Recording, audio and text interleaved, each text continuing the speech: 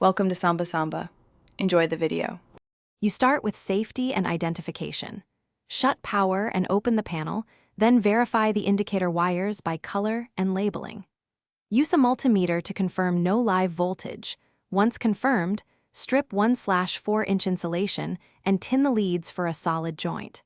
Make sure to have the correct connector size and a 12V reference if the indicator requires it. You're now ready to attach the first positive lead.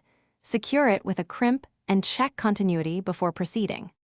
Once your positive lead is secure, route the signal wire from the alarm trigger to the indicator input. You're ensuring the indicator sees the same contact closure as the panel. If the trigger is a dry contact, connect indicator across the contact. If it's powered, respect polarity and voltage rating. Use a short test jumper to simulate activation while monitoring with a multimeter.